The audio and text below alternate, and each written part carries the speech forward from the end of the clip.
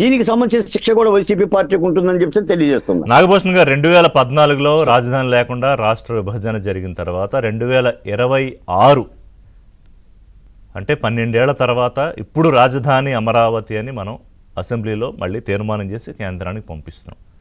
ఏంటి 12 ఏళ్ల పాటు జరిగింది? ఎందుకు ఆంధ్రప్రదేశ్ ప్రజలకి రాజధాని శాపం? సరే, ఇప్పుడు నిజంగానే మంచి రోజు ఇవాళ జరుగుతుంది, కానీ అయినా కూడా మనం మాట్లాడుకోవాలి. We have to discuss both sides of the coin. నమస్కారం ఋషి గారు, అదేవిధంగా మాణిక్యాలరావు గారు, బాలకోట గారికి, అది ఏబిఎన్ ప్రేక్షకులందరికీ. ముందుగా ఈ డిబేట్ ప్రారంభించే ముందు నాకు మంచి ఆప్తుడు, మిత్రుడు పూర్ణ గారు చనిపోవడం చాలా బాధగా ఉంది. వారికి ఆత్మకి శాంతి చేకూరాలని కోరుకుంటా ఉన్నాను. సరే, తర్వాత అమరావతి విషయానికి వస్తే ఇక్కడ మనం 3 పాయింట్లు మనం గుర్తుపెట్టుకోవాలి. వాళ్ళ లోకేష్ గారు ఒక ట్వీట్ కూడా చేశారు, యూటర్న్ అని, జగన్ అని. నేనేమంటానంటే జేటర్న్. సో నేనేమంటానంటే అవినీతికి అడ్డా ఎవరంటే జగన్మోహన్ రెడ్డి, అదేవిధంగా అరాచకానికి అడ్డా ఎవరంటే జగన్మోహన్ రెడ్డి, అదేవిధంగా మన రాష్ట్రంలో అభివృద్ధికి ఆమడ దూరాన్ని ఎవరు ఉంటారంటే జగన్మోహన్ రెడ్డి. ఇవాళ మీరు ఏదైనా చూసుకోండి, గత 5 సంవత్సరాలు చరిత్రలో మిగిలిపోతుంది మన భారతదేశంలో. ఆంధ్రప్రదేశ్కి ఒక చీకటి రోజులు అంటే అవే అనమాట. ఇప్పటికీ కూడా వాళ్ళు చేసిన అరాచకాలు ఏంటంటే, అందరూ రాజధాని గురించి రైతులు పోరాడారు. రాష్ట్రంలో ఒక రాజధాని రైతులు కాదండి, మొత్తం రాష్ట్రం అంతా ఏకమయ్యి వీళ్ళకి సపోర్ట్ చేశారు మొత్తానికి.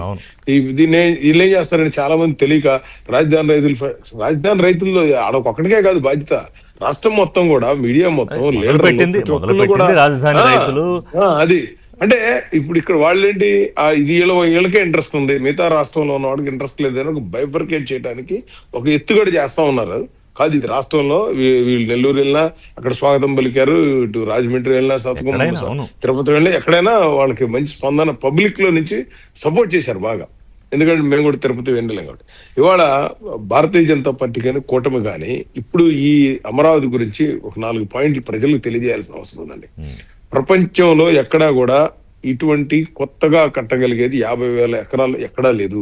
చండీగఢ్ అవ్వచ్చు, రాయ్పూర్ అవ్వచ్చు, ఇవన్నీ కూడా చాలా చిన్నవి. వాళ్ళకి అప్పుడు విడిపోయినప్పుడు అవకాశాలు లేవు. ఇక్కడ మనకి విడిపోయిన తర్వాత కూడా మంచి అవకాశాలు ఉండి, మంచి వాటర్ ఉండి, లొకేషన్ ఉండి, మంచి గ్రీనరీగా ఉండే పరిస్థితి మనకు ఉంది. కాబట్టి ఇవాళ ఈ అవకాశాన్ని ఆంధ్రప్రదేశ్ లో అందిపుచ్చుకోవడానికి మనకి చంద్రబాబు నాయుడు గారు అవ్వచ్చు, పవన్ కళ్యాణ్ గారు, పైన ఉన్నటువంటి మోడీ గారు కావచ్చు, ఒక ప్లాన్ ప్రకారం వెళ్తా ఉన్నారు.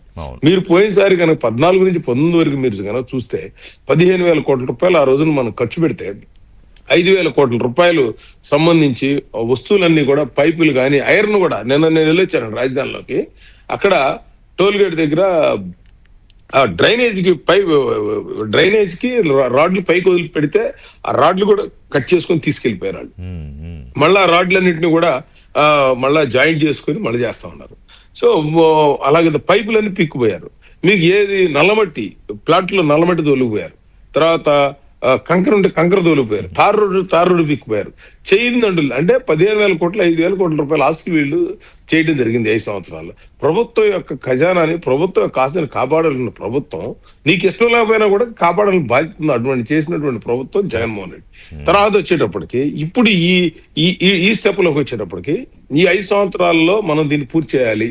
పోలవరం ఒకటి మనకి, ఈ రెండు కళ్ళు ఈ రాష్ట్రానికి, భారతదేశ జీడిపిలో ఈ 2 ప్రధాన పాత్ర పోషించడానికి మంచి అవకాశం ఉంది. మీరు కనుక ఒకసారి చూస్తే 57,000 కోట్ల రూపాయలతో మనం టెండర్లు పిలిస్తే 57,000 కోట్ల రూపాయల్లో 15,000 రూపాయలు కేంద్రం గ్రాంట్ గా ఇస్తున్నామని నిర్మలా సీతారామన్ పార్లమెంట్ లో చెప్పారు. మిగతా దానికి కూడా మనకి ఈ ఏదైతే మన రాష్ట్రానికి కావాల్సిన అప్పులు కానీ, లేదంటే లోన్స్ కానీ, ఈ రాజధానికి కానీ, మిగతా వాటికి కూడా. ఎందుకంటే జగన్మోహన్ రెడ్డి రాజధాని ముందు ఏం చెప్పాడంటే, పాదయాత్రలో తాడికొండలో చెప్పాడు, నేను రైతులకి బ్రహ్మాండమైనటువంటి రాజధాని కట్టి చూపిస్తాను, సింగపూర్ తలదన్నేది కట్టి నేను చూపిస్తాను అని చెప్పి తాడికొండలో పాదయాత్రలో చెప్పాడు. ఆ తర్వాత ఎలక్షన్ లో 2019 ఎలక్షన్ లో మంగళగిరిలో రైతులకి కళ్ళల్లో ఆనందాన్ని చూస్తాను, నేను ఇక్కడ బ్రహ్మాండంగా నేను సపోర్ట్ చేస్తాను, వీళ్ళకి కట్టడం కూడా చేత కాదు, ఐఎమ్ ద బిజినెస్ మ్యాన్ అని చెప్పి ఆ రోజు ఎలక్షన్ లో చెప్పాడు. చెప్పి అయిన తర్వాత 2019 డిసెంబర్ 31న యూటర్న్ తీసుకొని మళ్ళా ఇక్కడ 3 రాజధానులు అన్నారు. యూపీ ఎన్ని అండి, 80 స్టేట్లు, 80 పార్లమెంట్ ఉన్నటువంటిలో ఒక రాజధాని ఉంది.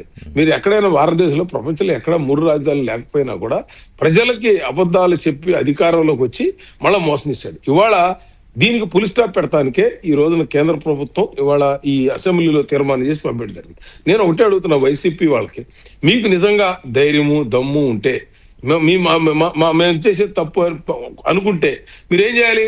మీరు ఇందాక పొద్దున్నే సాక్షి మిగతా ఛానల్స్ లో వాళ్ళు ఏదో మాట్లాడుతున్నారు వైసీపీ వాళ్ళు, మీరు మండలిలో పెట్టలేదు. మండలిలో మీరు అడగండి, మేము పెట్టలేదు సార్, మీరు అడగండి.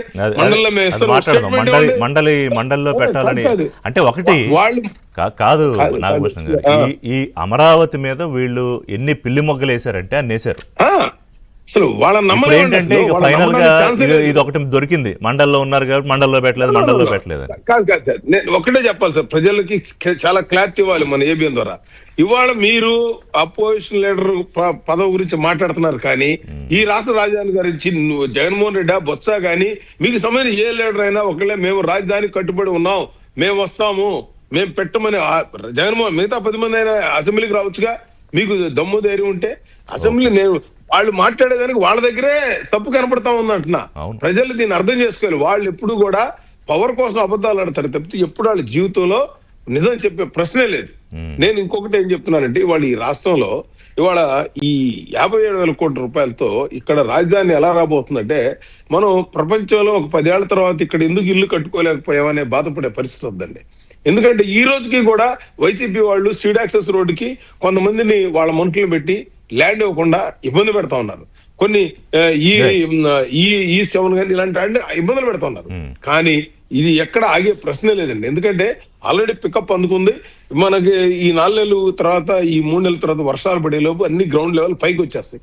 పోయిన సంవత్సరానికి ఈ సంవత్సరానికి తేడా ఏంటంటే, పోయిన సంవత్సరం మనం టెండర్లు పిలవటం, ప్రాసెస్ చేయటం, ఇదంతా కూడా ఏ బిల్డింగ్ అయినా సరే పునాదుల్లోనే ఎక్కువ వర్క్ ఉంటుందండి. ఇది జనాలు అర్థం చేసుకోవాలి. ఇప్పుడు ఈ స్టెప్ అయిపోయిందంటే చాలా ఫాస్ట్ గా 10 రోజులకు స్లాబ్ వేస్తారండి. అందుకని